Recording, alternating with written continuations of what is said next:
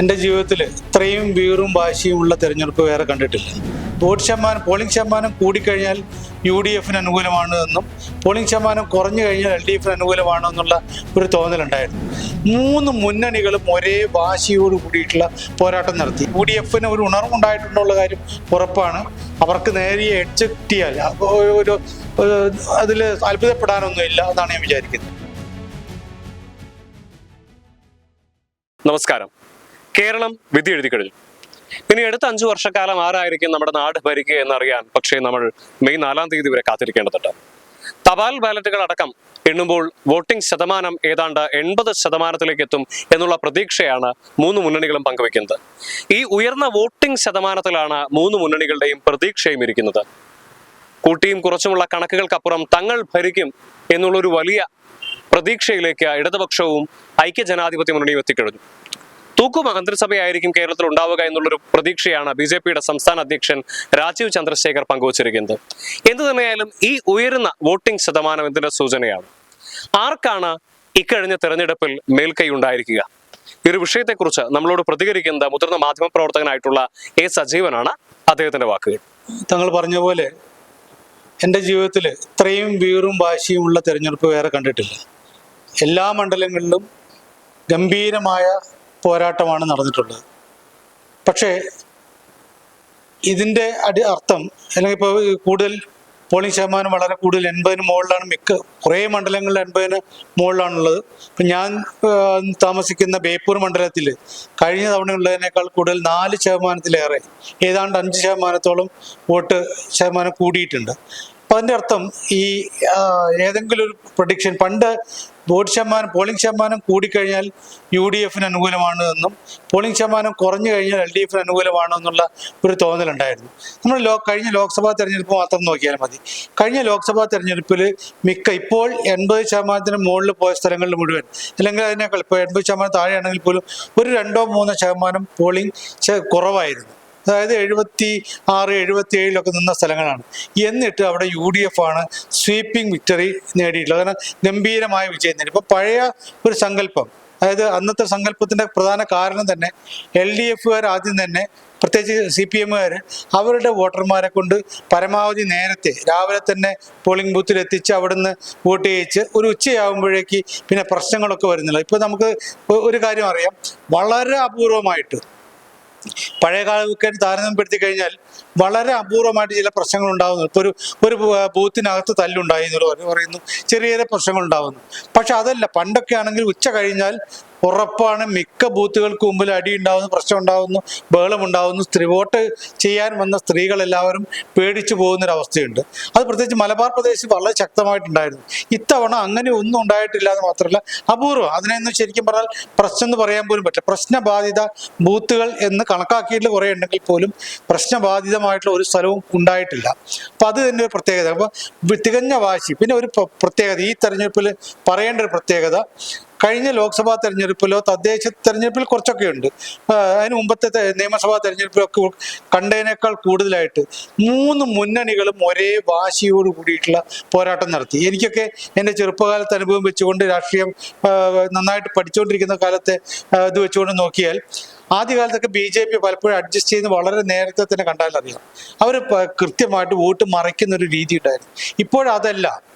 അവരുടെ ദേശീയ നേതാക്കൾ, അവർക്ക് കൊണ്ടുവരാവുന്ന ഏറ്റവും പ്രധാനപ്പെട്ട 2 നേതാക്കൾ എന്ന് പറയുന്നത്, ഒന്ന് പ്രധാനമന്ത്രി നരേന്ദ്രമോദിയാണ്. നരേന്ദ്രമോദി കേരളത്തിൽ വന്ന് 2-3 തവണ വന്ന് അദ്ദേഹം ഉറപ്പ് നൽകിയില്ല, ഞാൻ ഇന്ന കാര്യങ്ങൾ ചെയ്യുന്നു ഉറപ്പ് നൽകി. അമിത്ഷാ, നരേന്ദ്രമോദി കഴിഞ്ഞാൽ പിന്നീട് പറയേണ്ട പേര് അമിത്ഷാ, പിന്നീട് ജയശങ്കർ ഉൾപ്പെടെയുള്ള ദേശീയ നേതാക്കന്മാരെത്തി വലിയ ഗ്രാമപ്രദേശങ്ങളിൽ പോലും അവർ റോഡ് ഷോക്കൊക്കെ വരുന്നു. പണ്ട് അങ്ങനെ ഉണ്ടാവില്ല. അമിത്ഷായെ പോലെ 2ാം സ്ഥാനക്കാരനായിട്ടുള്ള NDAയിൽ 2ാം സ്ഥാനക്കാരനായിട്ടുള്ള ഒരാൾ, അദ്ദേഹം ബേപ്പൂരിലെ റോട്ടിലൂടെ പോകുന്നത് കാണാൻ അപ്പോൾ അത് ഒരു ആവേശം സൃഷ്ടിക്കലുണ്ട്.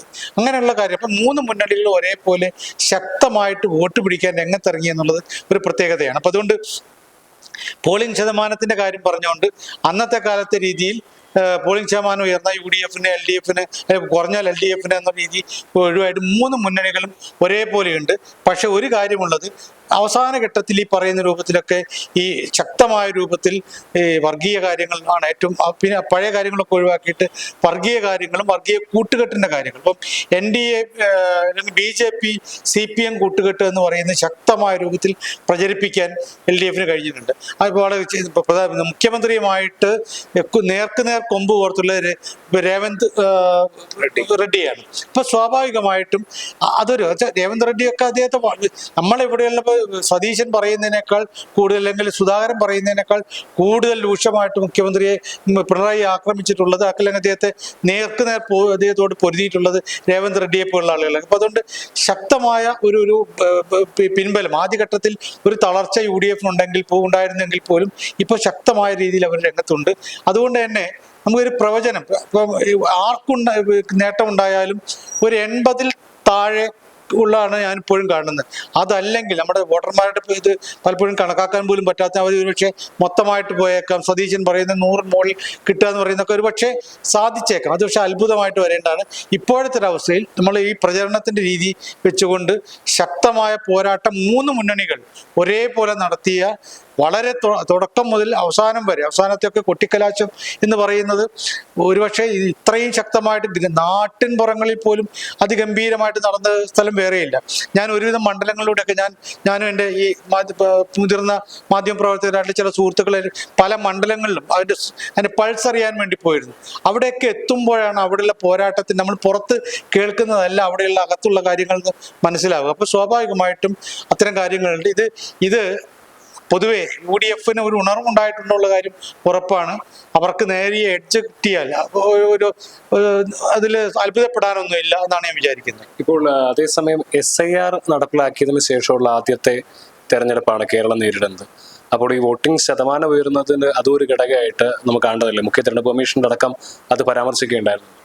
അല്ല, SIR എന്ന് പറയുന്നത് സത്യത്തിൽ വേണ്ട ഒരു കാര്യം കൂടിയായിട്ടിരിക്കുന്നത്. അതിൽ കള്ളക്കളികളില്ലെങ്കിൽ നമ്മളുടെ ഓരോ വോട്ടറുടെയും ശരിയായ ജീവിച്ചിരിപ്പില്ലാത്ത ആളുകൾ വോട്ട് ചെയ്ത്, അങ്ങനെ ചിലപ്പോൾ പലപ്പോഴും പറയാറില്ല, 10 കൊല്ലം മുമ്പ് മരിച്ചുപോയ 20 കൊല്ലം മരിച്ചുപോയ ആള് രാവിലെ തന്നെ വന്ന് വോട്ട് ചെയ്ത് പോയി എന്ന് പറയുന്ന ഒരവസ്ഥ. അതായത് അത്തരത്തിലുള്ള കുറേ കള്ളക്കളികൾ നടക്കാറുണ്ട്, കള്ളവോട്ടുകൾ നടക്കാറുണ്ട്. അതൊക്കെ ഒന്ന് ചികഞ്ഞ് മാറ്റിയിട്ട് ശരിയായ വോട്ടറെ കണ്ടെത്തിയിട്ട് ശരിയായ രൂപത്തിലുള്ള പോളിംഗ് നടക്കുക എന്ന് പറയുന്നത് അത്യാവശ്യമാണ്. അതങ്ങനെ നടന്നിട്ട് പോലും ഇപ്പോൾ പല ആൾക്കും ആശങ്കയുണ്ടായിരുന്നു. പക്ഷെ എന്നിട്ട് ഇത്ര നോക്കൂ, കഴിഞ്ഞ തവണ ഉള്ളതിനേക്കാൾ കൂടുതൽ പോളിംഗ് നടന്നിട്ടുണ്ട്. അതൊരു ഇല്ലാതെ പോയത്, ഇപ്പൊ താങ്കൾ ചോദിച്ച ചോദ്യം പ്രധാനപ്പെട്ടാണ്. ഇല്ലാതെ പോയിട്ടുണ്ടാവുക ഒരു പക്ഷേ ഇതെന്ന് ഒഴിവാക്കപ്പെട്ട ആളുകളുണ്ടല്ലോ. മറ്റു നേരത്തെയൊക്കെ കുറയാന്ന് പറഞ്ഞാൽ ഈ ബൾക്കായിട്ട് ഇപ്പോൾ ഒഴിവാക്കപ്പെട്ട ആളുകളെ കൂടി ചേർത്തുകൊണ്ട് ഉള്ള ഒരു വലിയ കണക്കായിരിക്കും. അതിന്റെ പെർസെൻറ്റേജ് വെച്ച് നോക്കുമ്പോൾ 76 വരുന്നത്, ഇപ്പൊ 81, 82, 83, ഇപ്പൊ ഏറ്റവും കൂടുതൽ ഇവിടെ വന്നിട്ട് 84 ആണല്ലോ. അങ്ങനെയൊക്കെ വന്നിട്ടുണ്ടാവുക വെച്ചാൽ ആ ഒഴിവാക്കപ്പെട്ട കൂടി പോകുന്നു, പ്ലസ് വാശി കൂടി ചേരുന്നു. അപ്പോൾ സ്വാഭാവികമായിട്ടും എനിക്ക് തോന്നി ഇതൊരു നല്ല ട്രെൻഡാണ്. SIR കൃത്യമായിട്ട് വരിക, ശരിയായ വോട്ടർക്ക് ശരിയായ രൂപത്തിൽ വോട്ട് ചെയ്യാനുള്ള അവസരം, എൻ്റെ അവകാശം മറ്റൊരാൾ കൊണ്ടുപോകുന്ന ഒഴിവാക്കാനുള്ള രീതിയിലുള്ള എന്തെല്ലാം സംവിധാനങ്ങൾ കൊണ്ടുവരാൻ പറ്റുമോ അതെല്ലാം നല്ലതാണ്. അതാണ് ജനാധിപത്യത്തിൽ ഏറ്റവും കൂടുതൽ ഗുണം ചെയ്യുന്ന കാര്യം. ഇപ്പൊ ഏറ്റവും അവസാനം സാറ് പറയുന്നത് ചെറുതെങ്കിലും നേരിയ അടിച്ചുള്ളത് UDFനാണ് തന്നെയാണ്. ഞാൻ അങ്ങനെയാണ് കാണുന്നത്.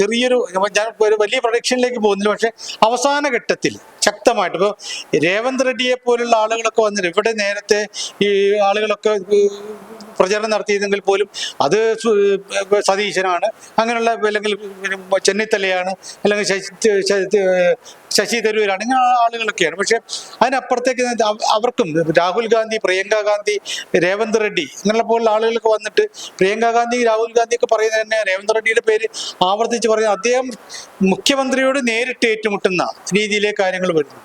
അപ്പോൾ അതൊക്കെ ഉണ്ടാക്കുന്ന ഒരു റിസൾട്ട് ഉണ്ട്. കാരണം ആവേശമുണ്ട്. ഇപ്പോൾ അദ്ദേഹം പിന്നെ ഈ